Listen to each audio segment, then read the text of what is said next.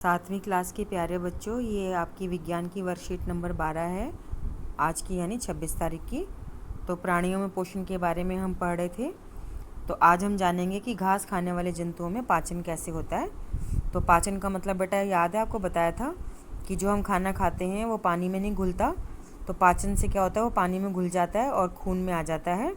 तो उसके लिए हमने दीर्घरोम या रसा अंकुर के बारे में पिछली वर्कशीट में जाना था।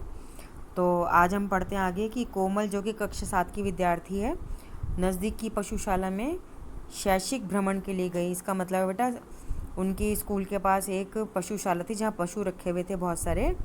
तो स्कूल से ही उनकी मैडम जो थी उनको पढ़ाई कराने के लिए घुमाने ले गई। उसने देखा कि गाय और भैंस आराम करते हुए भी अपना मुंह चलाए जा रही हैं, जिसको बेटा आप जुगाली करना कहते हो ना। जुगाली शब्द जानते हो ना बेटा आप, है ना।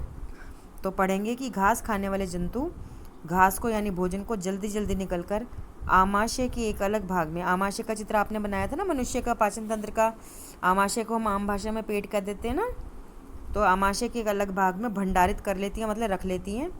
इस भाग को रूमेन या प्रथम आमाशय कहते हैं। रूमेन में भोजन का आंशिक पाचन होता है, मतलब थोड़ा सा भोजन पच जाता है। पचना मतलब पानी में घुल जाता है, ठीक है, जिसे जुगाल या कड कहते हैं। परंतु बाद में जंतु इसे छोटे छोटे पिंडकों के गोलों के रूप में पुनः मुख में लाता है। तो आपने देखा होगा कि गाय के यहाँ पे ऐसे चल चल के आता है मुंह में खाना, गोले के रूप में आता है, गोला चल चल के आता है, फिर चबाने लगती है। तो जो बेटा ये जो रूमेन है, रूमेन में जो पहला भाग है जो हरे रंग से दिखाया हुआ है, तो इसमें जो खाना होता है थोड़ा सा पचा हुआ, थोड़ा सा नहीं पचा हुआ, उसको जुगाल या कड कहते हैं। इस प्रक्रिया को जुगाली करना या रोमंथन कहते हैं। तो मैं थोड़ा सा रंग बदल के आपको दिखाती हूँ कि जंतु छोटे छोटे पिंडकों के रूप में पुनः मुख में लेता है, जिसे ये चबाता रहता है। किसे बेटा? जुगाल को या भोजन को। इस प्रक्रिया को जुगाली करना या रोमंथन कहते हैं, और ऐसे जंतुओं को रूमिनेंट्स अथवा रोमंथी कहलाते हैं। ठीक है बेटा। तो जुगाली करने को विज्ञान में क्या कहते हैं? रोमंथन।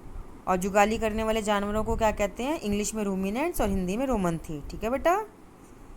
अब घास के बारे में जानेंगे। घास में सेलुलोज की प्रचुरता होती है, मतलब घास के अंदर जो रेशा रेशा होता है ना, घास आप चबाओ आपसे चबेगी नहीं, क्योंकि उसके अंदर रेशा होता है। उस रेशे को सेलुलोज कहते हैं, जो एक प्रकार का कार्बोहाइड्रेट है। जैसे आप आलू खाते हो, चावल खाते हो, गेहूं की रोटी खाते हो, बाजरा खाते हो, तो उसमें भी कार्बोहाइड्रेट होता है। चीनी खाते हो, वो भी कार्बोहाइड्रेट है।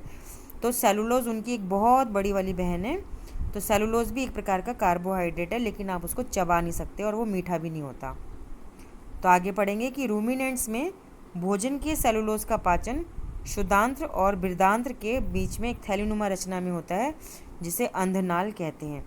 मतलब हमारे जो हम तो इंसान है, पिछली वर्कशीट याद है, आमाशय के साथ छोटी आंत जुड़ी थी, छोटी आंत के साथ बड़ी आंत जुड़ी थी।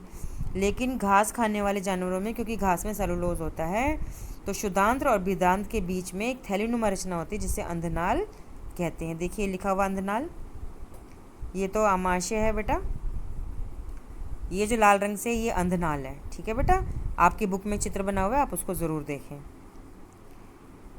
तो अंधनाल में क्या होता है? जीवाणु रहते हैं जो कि भोजन को पाचन करते हैं। तो बेटा आगे पढ़ेंगे। जीवाणु मनुष्य के आहार नाल में अनुपस्थित होते हैं, इसलिए मनुष्य सेलुलोज को पचा नहीं पाता। तो बेटा हम मनुष्य है ना, हमारे अंधनाल भी नहीं होती, और हमारे जो आहार नली बेटा याद है, मुंह से लेकर गुदा द्वार तक होती है। मुंह से हम खाना खाते हैं, गुदा द्वार से लैट्रिन बाहर निकालते हैं, वो पूरा रास्ता को आहार नाल कहते हैं। तो इसमें कोई जीवाणु नहीं होते, इसलिए हम घास का पाचन नहीं कर सकते हैं। ठीक है, तो सेलुलोज नहीं पचा सकते, घास माने सेलुलोज। ठीक है, तो चलिए अब हम प्रश्न करते हैं। ठीक है, पहला प्रश्न, रूमेन किसे कहते हैं? तो बेटा रूमेन जो होता है ये आमाशय का प्रथम भाग होता है, तो इसको हम रूमेन कहते हैं। रूमिनेंट्स के 3 उदाहरण दीजिए। तो रूमिनेंट्स बेटा कौन होते हैं? घास खाने वाले जानवर होते हैं। तो रूमिनेंट्स के 3 उदाहरण आपके हो गए, गाय, भैंस, बकरी। ठीक है। प्रश्न 3 है, मनुष्य सेलुलोज का पाचन क्यों नहीं कर पाता? ये लिखेंगे इसमें उत्तर, मनुष्य सेलुलोज का पाचन क्यों नहीं कर पाता। तीसरे प्रश्न का उत्तर ये है, और पहले प्रश्न का उत्तर ये है। फिर चौथा प्रश्न, रिक्त स्थान भरिए। घास में सेलुलोज की मात्रा अधिक होती है, जो कि एक प्रकार का कार्बोहाइड्रेट है, जंतु जो जुगाली करते हैं रोमंथी या रूमिनेंट कहलाते हैं। ठीक है बेटा, दोबारा सुनेंगे। रूमेन किसे कहते हैं? प्रथम आमाशय को, जो घास खाने वाले जानवर हैं उनके प्रथम आमाशय को रूमेन कहते हैं। यहाँ से लिख लेंगे। रूमिनेंट्स के 3 उदाहरण में दीजिए। तो इसमें आप गाय, भैंस और बकरी भी लिख सकते हैं, ऊँट भी लिख सकते हैं। घास खाने वाले में बेटा ऊँट तो नहीं आएगा, लेकिन हिरण आ जाएगा, है ना। गाय, भैंस, बकरी, हिरण। बकरी भी बेटा घास नहीं खाती है, कई बार वो पत्ते ज़्यादा खाती है। तो गाय, भैंस और हिरण लिख लीजिए। प्रश्न 3 कह रहा मनुष्य सेलुलोज का पाचन क्यों नहीं कर पाता? ये उत्तर लिखा हुआ है। रिक्त स्थान में घास में सेलुलोज होता है, जो कि एक प्रकार का कार्बोहाइड्रेट है, और इनको हम रोमंथी कहते हैं जानवरों को। ठीक है बेटा, और अपने आप को कोविड-19 से सुरक्षित रखिए। जब भी घर से बाहर जाए मास्क लगा के जाएं, 2 गज की दूरी का पालन करें, और घर आकर हाथ मुंह पैर अच्छे से धोएं और कपड़े भी बदल लें। ठीक है बेटा।